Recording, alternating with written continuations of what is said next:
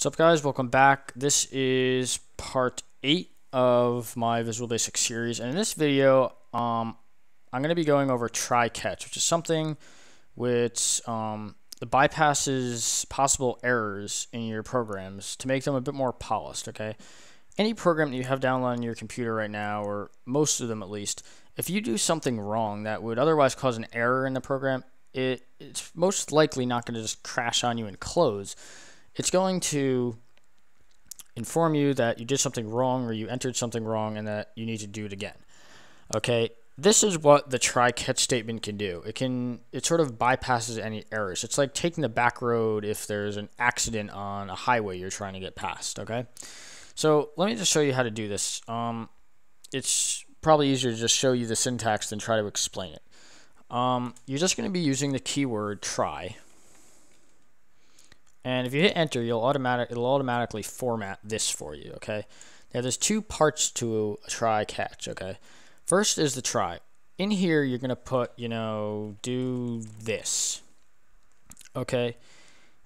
And it's gonna attempt this. And if doing this doesn't produce any errors, then you're done. End try, and it'll move on.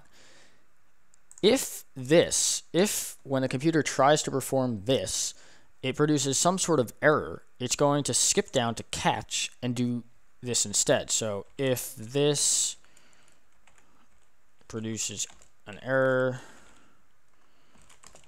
do this.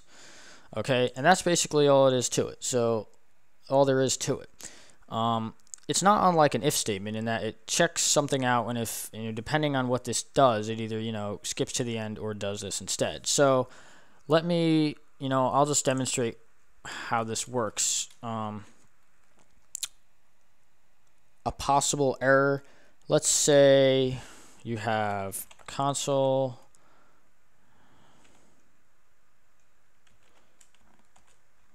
dot, oops, not key, let's say line. Let's create a variable x as integer, and then let's say we want someone to enter a number. Okay, so we set this up, but if they enter anything but an integer and it tries to set x equal to a letter or like a sentence or something, it would otherwise crash this program. So what we're going to do is we're going to put this inside the catch, right? Actually, we can take the dim out because there's nothing, that's not going to cause an error. So it's going to try to set x equal to whatever the user put in. If this for some reason causes an error, if, for example, like I said, they try to enter, a word or something, the computer can't set an integer equal to some word, so it's going to trip the catch, and it's then going to do this, which, well, I could use this as just a comment. I'm going to say, we'll say console dot write line, and we'll simply say try again. Okay, and if not,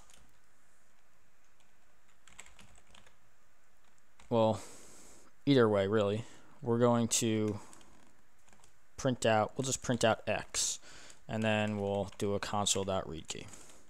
Okay, so let's see how this works. Okay, we debug this, and it's waiting for an entry, so we're going to enter 100. Again, this is an integer, so it's going to repeat it back to us, and it's done. Okay, if I were to try this again though, and this time I do something wrong, so let's say instead of entering an integer, I enter LOL, and I hit enter now, this would otherwise crash the program, but because we have that try catch in there, it says, uh-oh, I encountered an error, and then it says try again, and it returns 0 in this case because the integer, it just returns x, and x doesn't have a value, so it just starts at 0. So that's the way how you can avoid crashing programs that you make. And a lot of times it has to do with user input because you can't control what the user puts in. And sometimes the user can put in data that would otherwise mess up your program. So this is really just a try catch statement, and it's pretty basic. Again, it's not unlike an if statement. You try this block of code. If this somehow produces an error, then you're going to skip down here and you're going to execute this code. And that's really it. So thanks for watching. Rate, comment, subscribe, whatever, the usual. In the next video, I'm going to go over some variations of stuff we already learned, just to give you some more information. And so yeah, that's it for this video. If you got everything, feel free to move on, and I'll see you in the next video.